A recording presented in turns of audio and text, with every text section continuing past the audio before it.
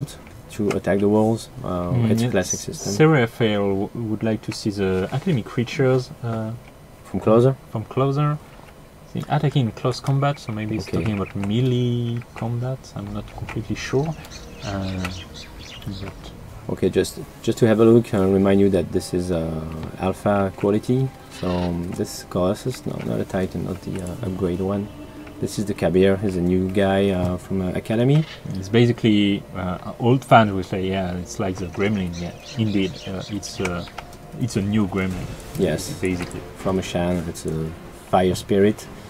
And what's nice with these guys, they are kind of made of fire, and they have the power to repair the constructs, so the golems and the titans with their own hands. So they are the mechanics of the academy.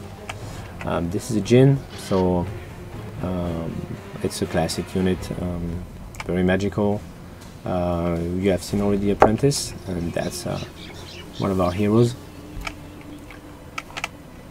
And let's go back to here. So okay, yeah. Again, we can start with spells. So here are a few spells. We didn't took a careful look at that. Some of them are, I think, not completely final. You have classics like Fireball, Firebolt, the light spells that for Ivan, he's a Knight of Haven. So healing is a classic also. Cleansing Light is a classic spell to remove debuffs from your allies and remove the bad stuff the opponents can use. Divine Strength is a buff that boosts your attack to do more damage. Sunbeam is a direct attack spell, which is especially efficient against all the guys who don't like School of Light. The Ice Bolt is also a classic, so it does damage and freezing.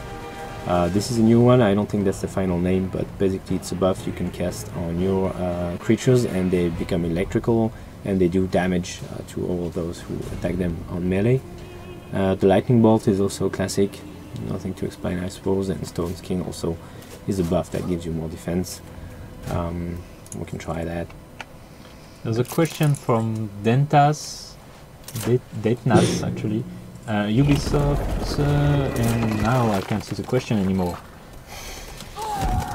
So it was something about, you know, being able to speeding up the animation and stuff like that. Oh yeah, and sure. Yeah, there will be tons of options, you know, when you can deactivate the cool cams, speed up things and stuff like that.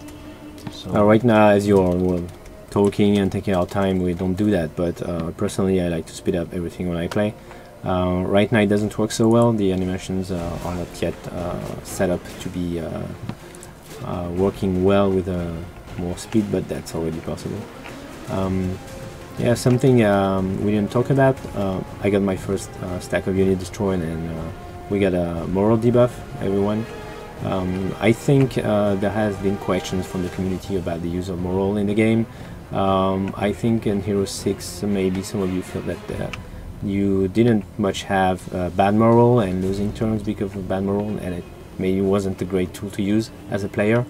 In Hero 7 you will have much more variation of moral, which means spells that debuff enemies and lower than moral would be very useful, and also the spells and abilities that allow you to have high moral.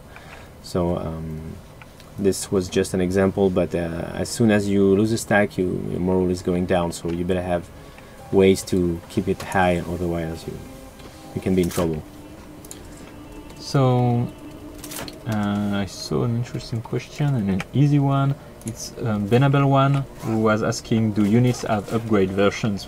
Yes. Yes, absolutely. That was it simple.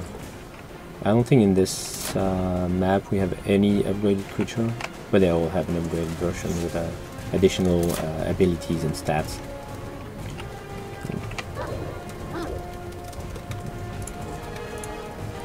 The hero attack right now is not so well balanced, I think. Ouch! Hey! Okay, that's a powerful wizard. Oh, this is a wizard. He's attacking you with magic, you know. That's to be expected. Yeah, sure. I have to use my spells because I think I don't have much strength here. I have these Sword Bearers who are champion, but he has 5 Colossi. This is pretty strong. It would be too bad to lose this battle just because I'm talking while playing. Okay, that was weak. Okay, you know what? Let's show a little fireball here. Although these guys are, the Kabir are, I suppose, completely immune to fire. It's not a good idea to shoot them, but I think I can target those two. That would be nice. Who's laughing? Hey, that was a good move. So again, I would like to show you some flanking, but the situation here is not very prone to flanking. Maybe if my wolves can go through the modes alive, I think that might be possible. I'll be able to show some flanking. So Donatas is asking us if we will do more demos on Twitch in the future, and actually I don't see why not. When we have some new stuff to show, I would be happy. If you're interested, why not? We're happy to be there, I can say that. Okay, let's try to save some time here. Okay, you didn't see that, but the catapult is firing right now. There's no camera focus on it, but I already destroyed 3 parts of the wall. Right now it's not really balanced. It's made to be working very fast for this demo, but it seems very powerful already. The Kabir might not like this ice bolt since it's a fire creature. There they go. Okay, so maybe we stand a chance.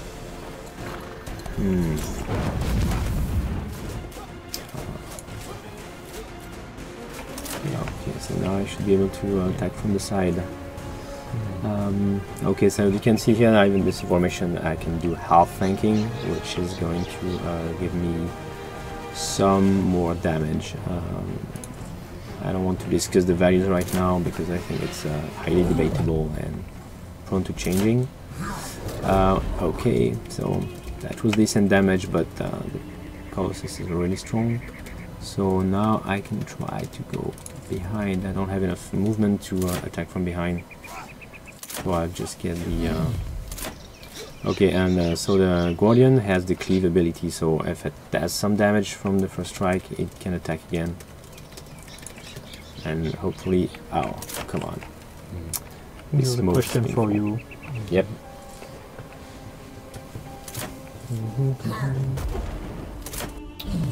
I'm not sure what that means. My colleagues are suggesting some stuff, but I'm not sure what they want to do. I think some people are asking actually if we can, give a hint of what the lineups for Inferno or Dungeon are going to be. So some of you are not decided between Dungeon and Inferno, and you want to have information on the lineups to decide. So that's very top secret. So yeah, but I think there will be votes for the lineup, like. Yes, like for the previous faction, Sylvan, once we have a vote for one of the 2 factions, we will give you 3 lineups, but unlike the last time, we don't want the majority to feel that they are losing, so we'll proceed differently. We will give you 3 lineups, and you will start by voting 1 out, and 2 remaining will be voted again. So hopefully the majority will be satisfied, well, probably we can give you an example of one of the creatures from the factions. Yes, well, it's very classic, but obviously I think you can have Inferno without the Succubus, so the Succubus will be in if you vote Inferno, for sure.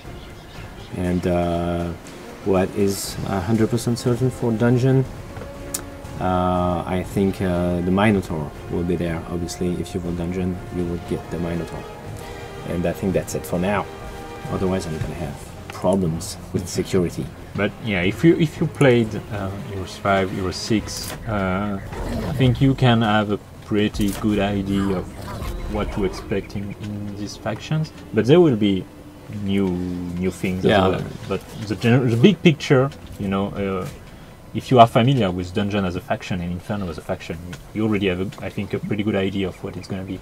Yes, the thing is, we kind of know what are the favorite creatures from the previous iterations of those lineups. We already discussed with a lot of fans about that, so things like the succubus, I'm pretty sure nobody will say we don't want them, and we will try to use the vote to have you decide between new ideas, because this is what's the most interesting, I think. It's decide which new creatures should be in. Okay, I think the end is soon for this guy. Yep. Yeah, there's a fun question about the return of the Forge faction. Well, the return of the Forge is actually, you know, it was never there to begin with.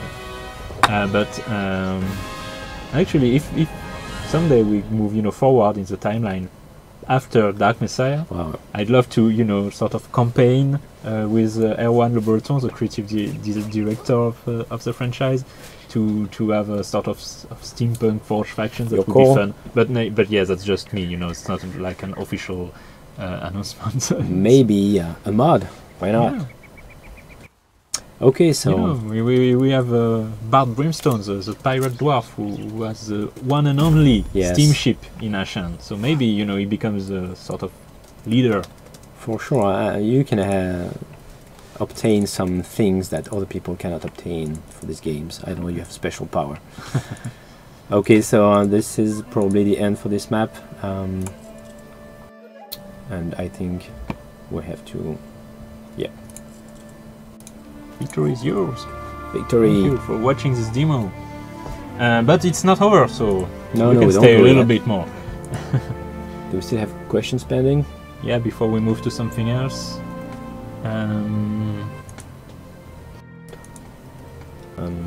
Yes, maybe we'll try to load something else to show you something new. An interesting question, because you know, some people have seen that there are 8 creatures in town. So if an ultimate creature dwelling is already built, can it be destroyed? So you can change basically. Oh, Rikanaiga, that's actually a very good question. The thing is, in Hero 7 you have the possibility to destroy part of your own towns.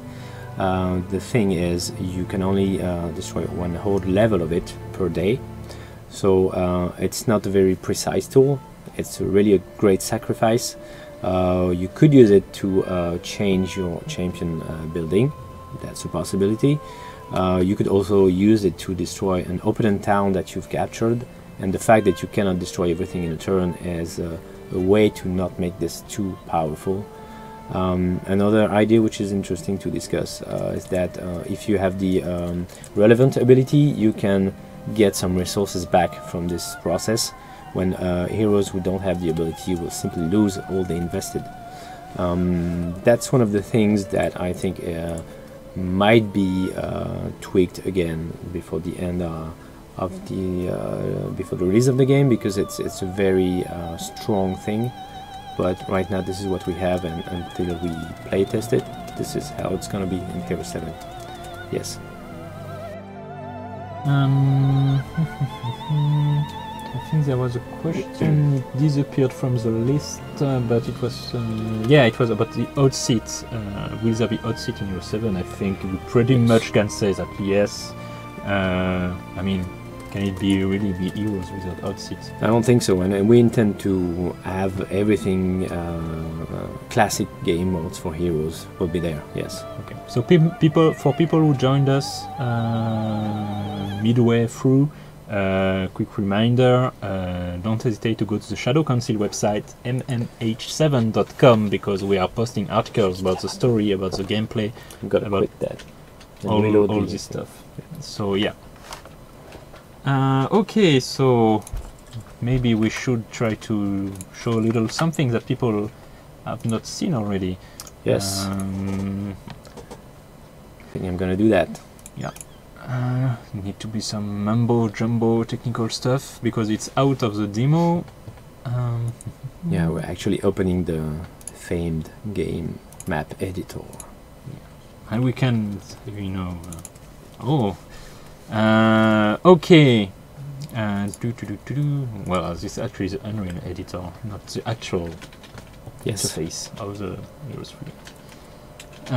Euro 7. Sorry. Here we go. So this is a new battle map. Well, it's new. I think we have released screenshots of this battle map, but this is the real thing. So I like this one. It's set in a haven setting in a forest. There's nice lighting, and there is a crystal mine here. And we have, I think this is a haven magic hero, so some kind of beast, and our academy hero here also. And so one thing, I think you said it already, but just in case for people who joined, in Euro 7 we will have very different layouts of battle maps.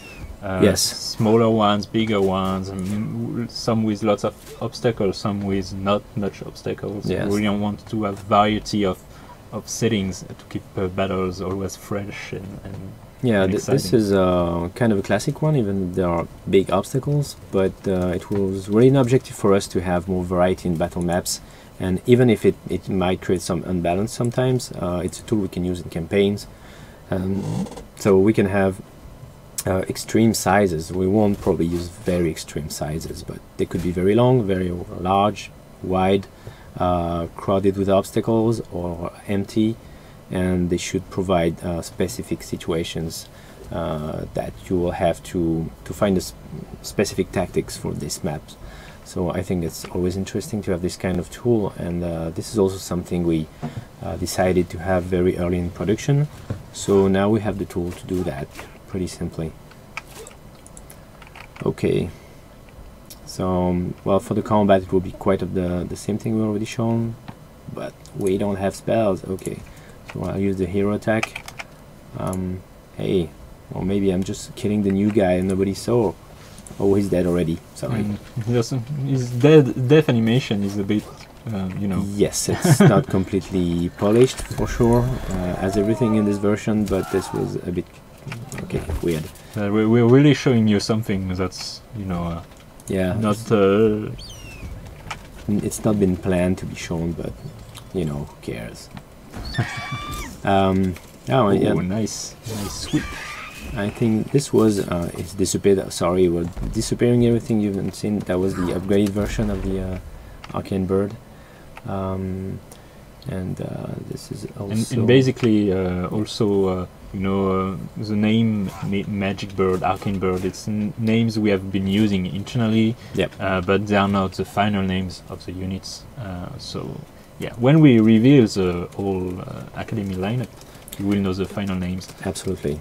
So yeah, don't forget, visit mmh7.com. Yes, express yourself. We need that, you know. So this is also a classic Haven unit. It's well, now I don't know if it's called. I don't want to use the old name, but it's probably a Cavalier. Yeah. And he has the classic charge ability. So the more he moves before he attacks, the more damage he does. And this is gonna hurt. But the camera is not great there. Okay. Well, this was quite short. Alas, the map is nice, but the battle is not set up to be very balanced. So, oh, you know what? I could do that again. No, actually you can't. Oh, it doesn't work. You break everything. That's what happens when you play with toys you're not supposed to touch. Okay, so I guess that's it for this battle. Any questions pending? Yeah. Yeah. Okay. I think actually there's currently another vote. We talked about the faction vote, but there's another vote on the website right now, and I think it's ending today. Actually tonight. It's a vote about the figurine, the statue. Oh yeah. We put in the collector edition. You're right. Is it ending today already? Yeah, this is very important for you to choose now, because it's going to be ending in a few hours, I suppose. So yes, it's the figurine for the collector edition. So it's representing Ivan, our main hero, and yeah, I made my choice already. Yeah, so basically you have two posings.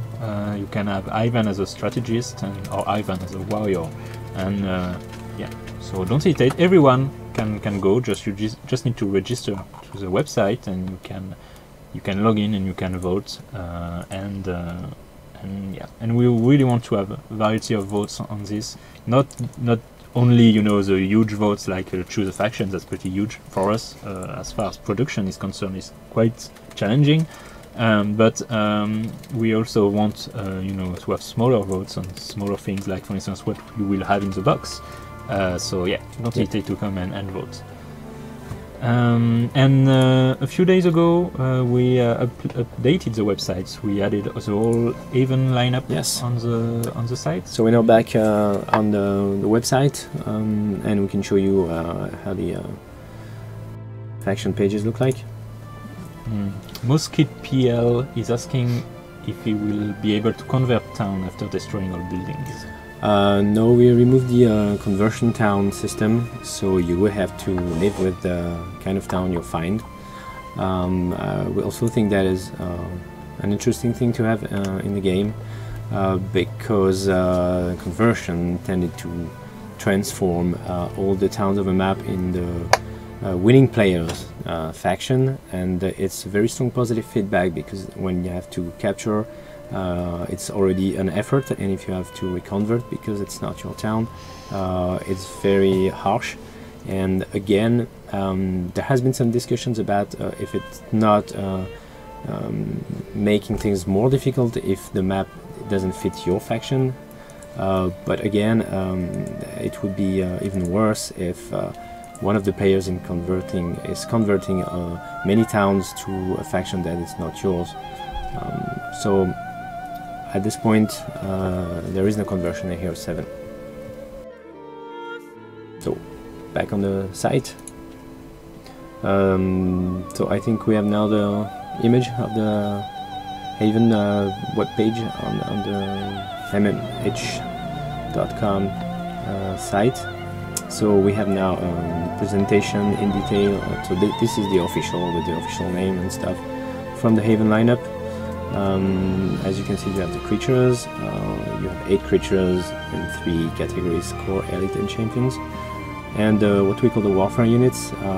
We discussed what we took back from the old games, and we kind of wanted to have again the war machines from the previous games, but in a different form.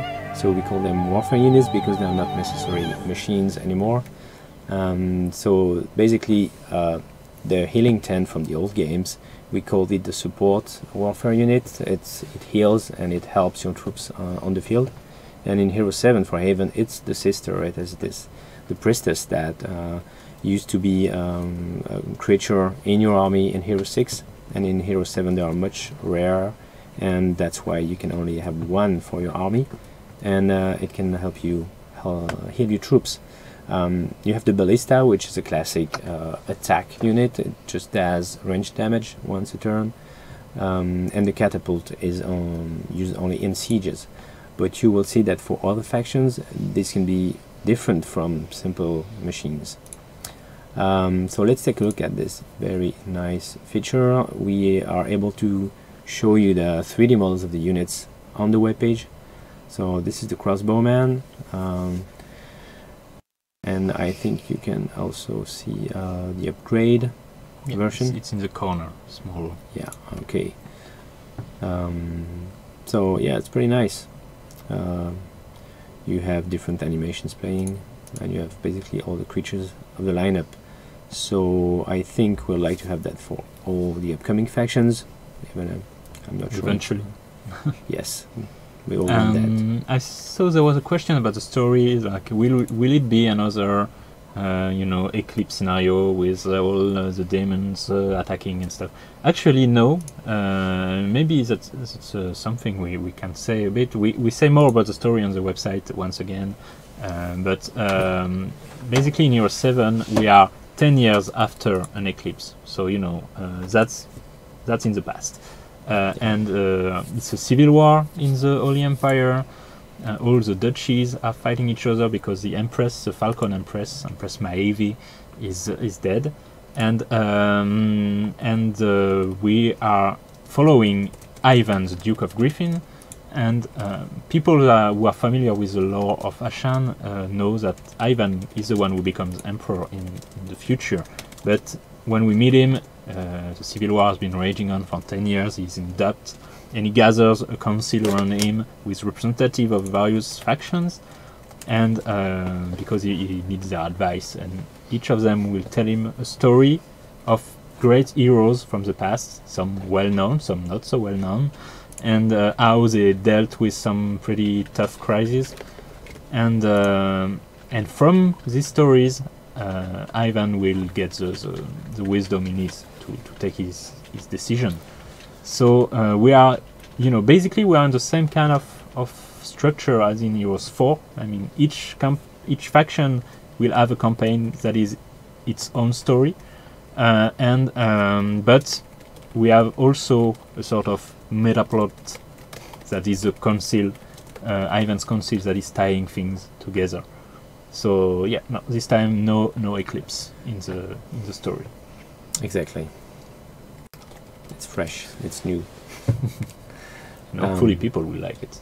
We certainly do. We hope that for sure. Now there are a few surprises in the structure of the game, and I think it will be very interesting to play. A little something funny. If you go back on the Haven creature, one of them, for instance, I don't know. Which one you like most? For instance, the Guardian. Ah, the girl. I knew it. Yeah. And actually, for we are gamers. We played video games for ages. And I'm ashamed to say how long has that been.